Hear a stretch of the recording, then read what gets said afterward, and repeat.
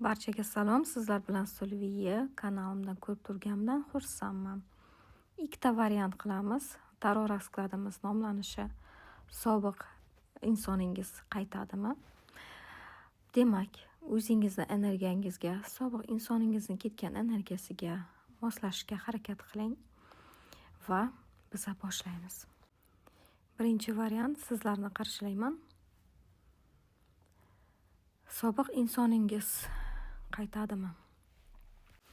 Bu yerda sobiq insoningiz o'zining ishlari bilan bandligi ko'rinmoqda. O'zining qanaqadir moliya tomonidan qanaqadir barqarorligini yana ham mustahkamlash bilan ovora bo'lgani ko'rinmoqda va bundan tashqari uning katta lavozimda ishlaydigan insonlar bilan balki qanaqadir ozgina kelishmovchilik ishlari paydo bo'layotgan bo'lishi mumkin. Shularni bartaraf qilish bilan ovora ko'proq shunday ko'rinmoqda.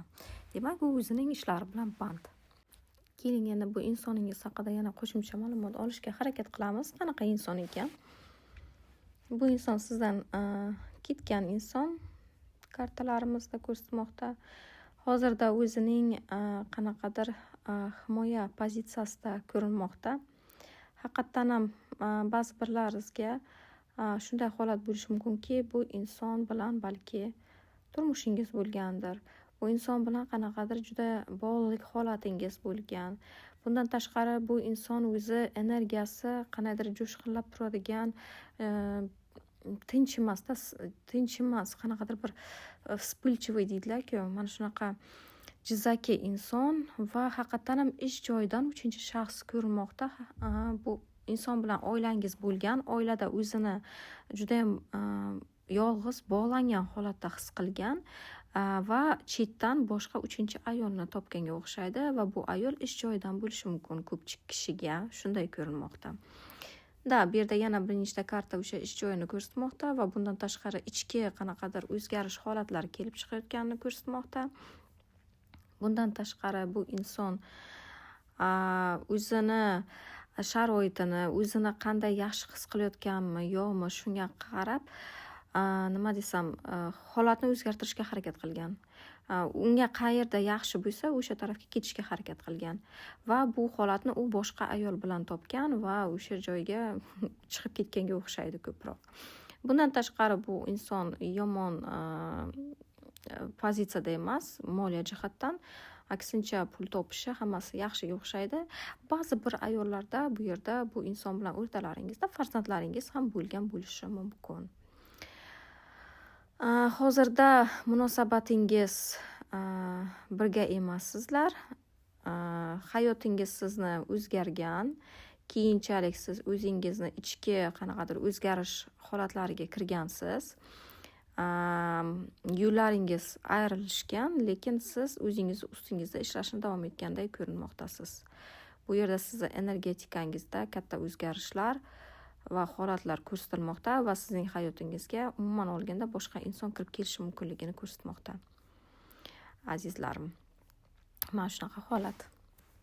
Endi asosiy mavzumizga qaytsak, bunaqa inson sizning hayotingizga qaytib keladimi?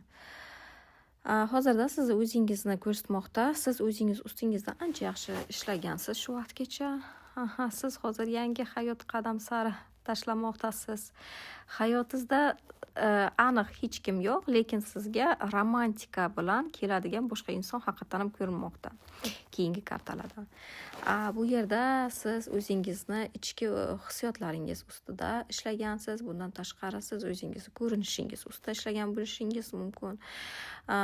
Ish joyingizda ham o'zingizni o'sha holatingizni yaxshilagansiz. Bundan tashqari sizni o'zingizga bo'lgan ishonchingiz, o'zingizga bo'lgan qadriyatingiz oshganligi ko'rinmoqda va haqiqatan ham sizni oldingizga boshqa inson kirib kelayotgani ko'rinmoqda.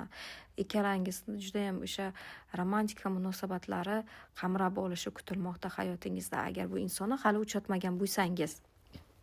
Lekin bu yerda ko'proq bu inson xuddiki sizni o'sha hayotingizda borday ko'rsatmoqdalar.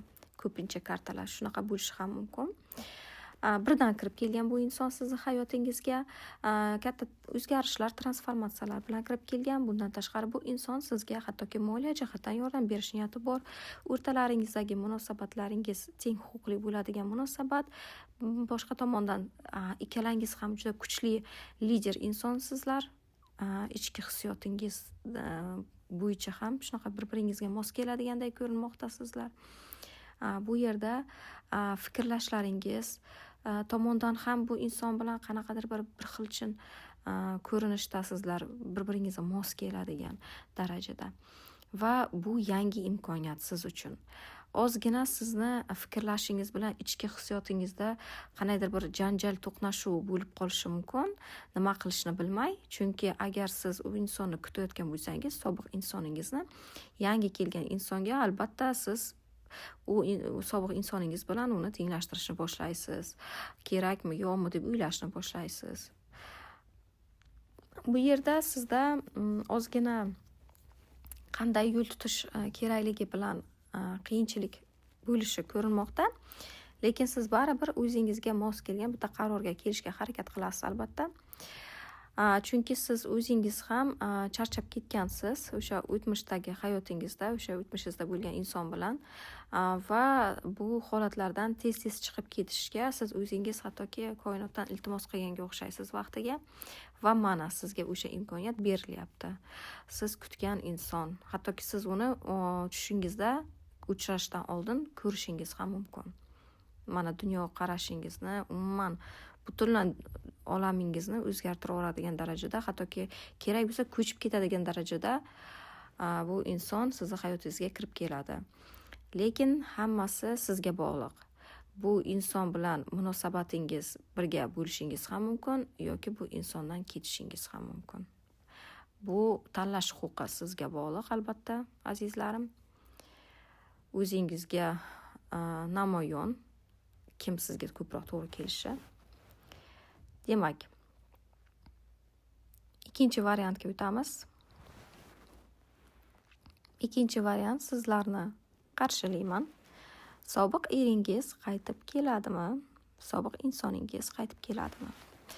Bu yerda sobiq insoningiz albatta sizni kuzatib yurganligi va bundan tashqari u o'zini ayon qilishi, qanaqadir hujjatlar, ishlar masalasi, bu yerda ish masalasi ham juda ko'p ko'rinmoqda. Bu yerda ham o'sha inson qanaqadir o'zining jiddiy ishlari bilan band, lekin boshqa tomondan o'zini yoshirishga harakat qilyapti, ko'nglini yoshirishga harakat qilyapti, lekin baribir o'zini bildiradiganday go'yoki vaqti kelib.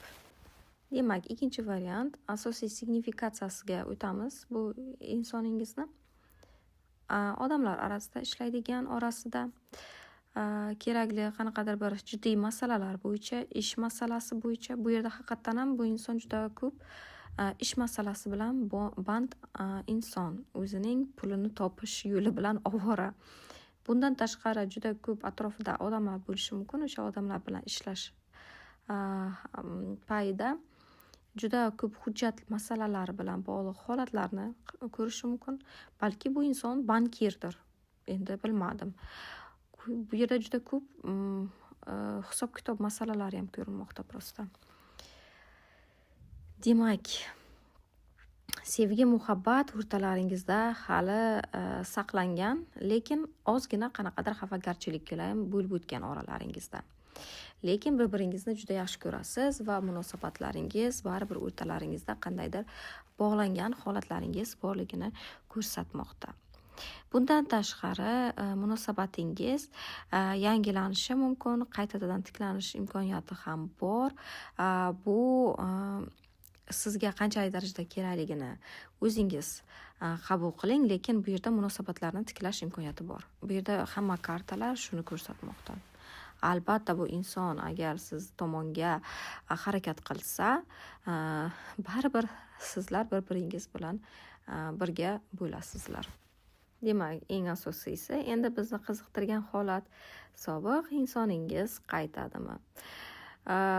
Hozirda bir-biringizdan sovigan holat yana qaytib shu kartalar ko'rsatmoqda. Sovilgan holat, bilasizmi, hamma o'zi alohida bo'lganday.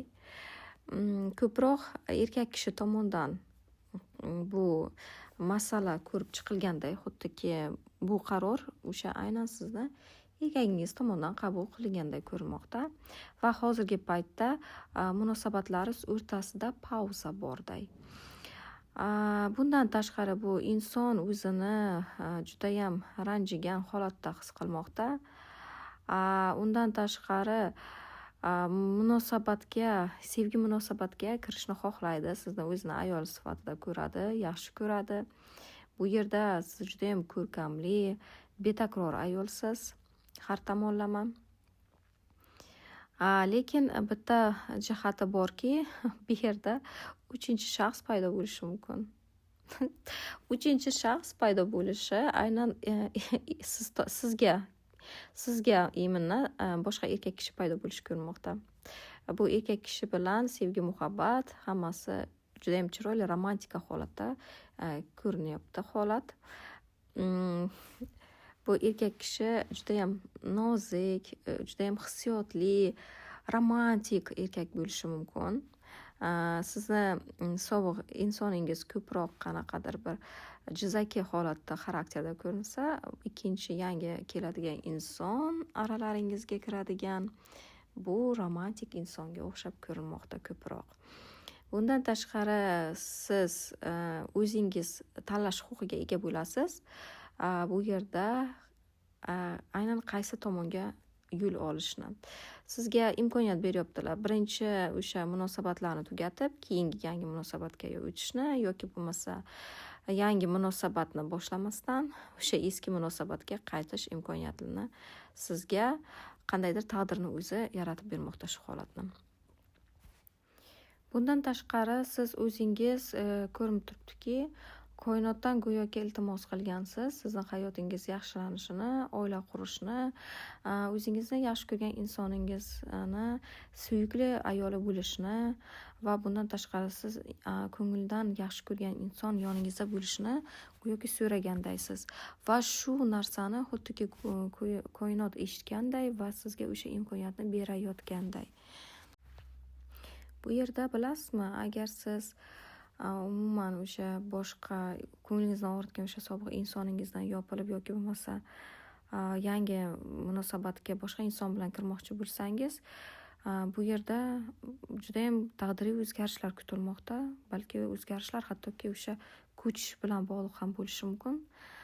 Hayotingizda o'sha lokatsiyalarni o'zgartirish holatlari kuzatilmoqda. Agar sizga shu holatlar to'g'ri kelsa, demak bu o'sha siz so'ragan narsa. Agar bu so'ragan narsa bo'lib chiqmasa sizda, demak balki siz o'zingizni o'sha kutgan insoningiz bilan birga qolarsiz. Bu yerda variant ikkita erkakni ko'rsatmoqda. Qaysi birini xohlashingiz, qaysi biri sizga to'g'ri kelishini faqat siz o'zingiz bilishingiz mumkin. Bu yerda hech kim sizga to'g'ri maslahat yoki noto'g'ri maslahat bera olmaydi. Har bitta inson o'zi hal qiladi. Aynan qaysi yashash sistemasi sizga to'g'ri kelishini. Demak, azizlarim, izohlarda o'z fikrlaringizni qoldiringlar, yurakchalar qoldiringlar. Umid qilamanki, rasklad sizlarga yoqdi va siz o'zingizga kerakli qarorlarni qabul qila oldingiz deb o'ylayman.